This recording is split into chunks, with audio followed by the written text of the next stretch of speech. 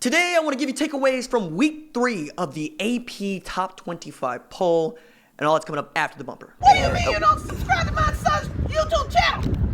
Mama, no! Just snap the damn ball, RJ. What's up, kinfolk? It's RJ Young. I am not on a step mill. Consider hitting the like and subscribe button because I upload a video every single day. So it's OU related, college football related, sports related. We have a good time. And today, takeaways from the AP Top 25 rankings for week 3 dropped on Sunday at 1 p.m. Central Time.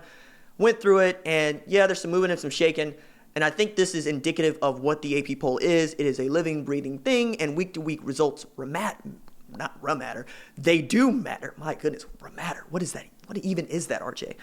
Number 1, Clemson. We all knew that. They had a definitive win against Texas A&M, 24-10. Jimbo hates the gambling community. He called timeout with 10 seconds left to go in the 4th. Ran a play, scored, covered. Get into that later. Just petty Jimbo. No need for that. Number 2, Bama. Mollywop Mexico State like we thought they would. Tua had 38, and Alabama had 38 in the first half. Wasn't close, didn't expect to be close. Nick Saban went on a rant about, hey, we can't get anybody to schedule, we can't get anybody to play. I think it's an outright lie. I'll find you somebody. I'll get on the phone. I'll get North Dakota State to come in there, Tuscaloosa, and hand you this L, okay? That's what you really want. I'll make it happen. Number 3, Georgia played Murray State. Didn't expect much, didn't get much, except, a rout. Okay, cool. Georgia is going to Georgia just like Oklahoma is going to Oklahoma, except LSU got major props for beating Texas 45-38 on the road. I think that's fine. I think that's okay. LSU goes from number 6 to number 4 with a definitive win against a top 10 Texas team, putting up over 500 yards of offense, 471 yards through the air. Didn't play well defensively by any stretch, but they look like a team that could compete. So now we have 3 teams inside the top 4, which would not be what it's going to be in December when the college football playoff rankings come out that dictate who makes the playoff. But would it not be a certain hell to have 3 SEC teams in the college football playoff? I think so. But also, let's not get bent out of shape about week 3 rankings. Mentioned at number 4 is LSU. Number 5 is Oklahoma, who destroyed South Dakota 70-14. Good news there is you dropped 70 and you got a lot of guys some playing time. Defense had 3 turnovers. They look fast, but they're playing an FCS opponent. And more than that, they're playing a bad FCS opponent. There's not a whole lot you can glean from that except what we have, and I made that video already. Next on the list, you got Ohio State, which might have the biggest bone to pick with being ranked behind Oklahoma because they beat Cincy like they stole something, 42-0. Justin Fields has 9 TDs in 2 games. The defense that needed to look good looked really good, albeit Cincy's not exactly a juggernaut offensively. I mean, Ritter ain't that great, and Michael Warren is that great, but that's about all they got. They're known for playing defense, except they weren't able to do that against Ohio State, and Luke Fickell took this big fat L. Now, if you blank an in-state rival and a team that is picked to win their conference, and they are, it's either Cincy or Memphis if you were paying attention to the American about who was going to be the contender, and you do that, you expect to be rewarded for it. You don't expect to be ranked behind Oklahoma. Now, Oklahoma at 5, I don't think should have a problem with that at this point, especially after what LSU did to Texas, and you'll get an opportunity to go at Texas later. But it also speaks to just how much voters really do like Oklahoma, really like what Lincoln Riley does, really like Jalen Hurts at quarterback, and believe in Alex Grinch. Again, Ohio State, you got the biggest bone to pick in number 6. Notre Dame was off this week, and they stick at 7. Or not stick at 7, they move up to 7, fine, whatever. At number 8, you got Auburn, got a 24-7 win against Tulane. Tulane's going to be really good. I think this spoke very highly of what the Green Wave could do this season. They could upset some folks in the American. They look decent enough. And, Bo Nix is still learning how to play quarterback at Auburn. We understand. True freshman. But they're still undefeated, and that matters. Number 9, Florida, also still undefeated. After just getting away with a win against Miami, they definitively dispatched UT Martin. Fine, whatever. Number 10, Michigan. Okay, double overtime versus Army, who might be the best unranked team playing right now, right? Going to the big house, looked like getting a win. If Kelvin Hopkins doesn't throw 2 passes, I believe Army wins that game. One of them was coming out of a timeout in the red zone, inside the 10-yard line. You dialed a play action for Kelvin Hopkins. That's not what you do. He throws the ball in the air. Lavert Hill says, thank you very much, and prevented Army from scoring. If Army's able to just get a field goal out of that, never goes to overtime, the game is over. And then in overtime, of course, Kelvin Hopkins threw another pick. That's how close Michigan was to really losing this game. And if you watch the game, you also saw Jim Harbaugh was basically giving himself hemorrhoids watching Josh Gaddis call for spread on like 3rd and short. I rather enjoyed that. This offense isn't necessarily fitting Jim Harbaugh, but he understands that this is something that he probably needs to do.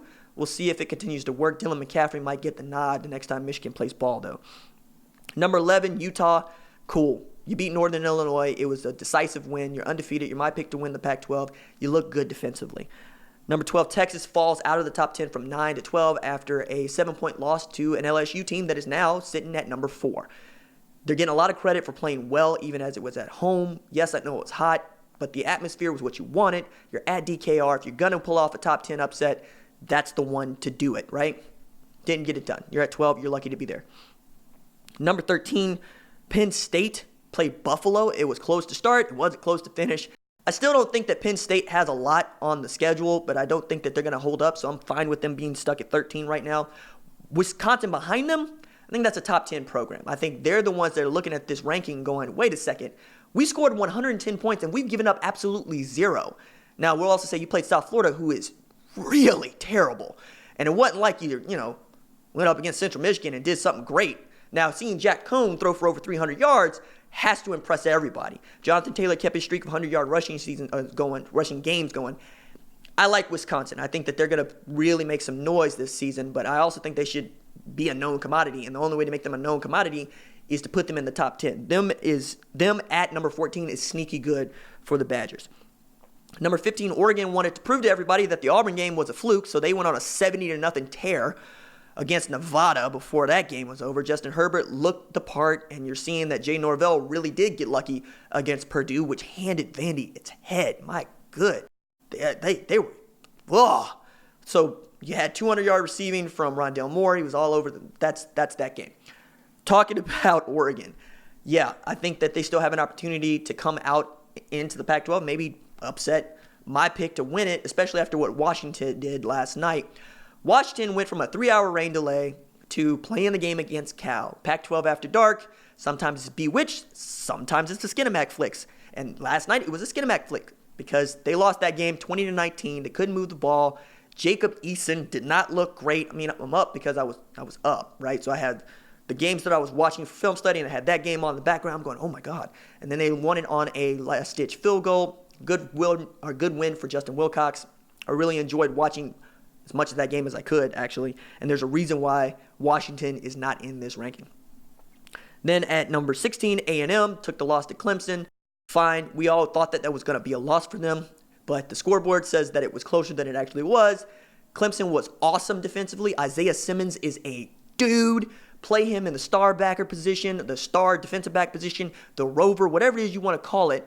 Isaiah Simmons is that dude. Yes, Trevor Lawrence looked better than he did in his opener against Georgia Tech, but, I mean, it's really him just distributing to these ridiculously talented wide receivers and running backs. As much as people want to talk about Trevor Lawrence being the surefire number 1 pick to come out of year after next year's draft, look at the tools he got around him, and you'll see that Trevor Lawrence really is basically a slender, much more handsome Jake Fromm. Okay? Then you're looking at UCF, dispatched Florida Atlantic. We're going to see what they could do against Stanford this week because, Wimbush didn't play. So, I don't know, man. Maybe Stanford gets back off the schneid.